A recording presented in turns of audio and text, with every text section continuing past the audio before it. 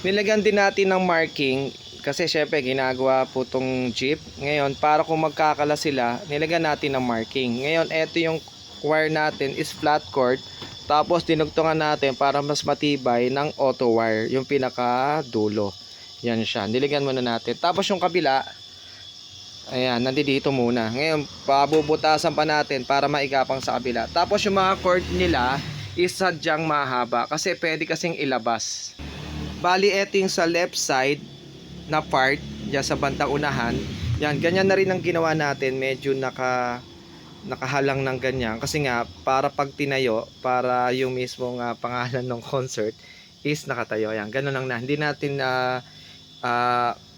yung tatak ng concert is nilagay natin dito. Kasi pag nilabas, para medyo magandang tignan. Tapos yung isa, nandito.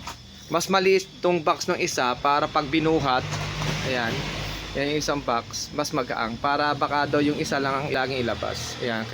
Bali yung wire niyan dyan muna kasi tinesting muna. Kasi pagka binutasan dito yan, ilulusot na lang dito sa side na to.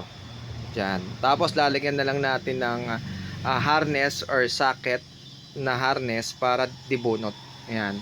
Para pagka nagbubuhat palabas, hindi ka anong istorbo. Ayan. Ayan. Kaya nandyan yung wire, testing lang naman. Bubutasan pa nila.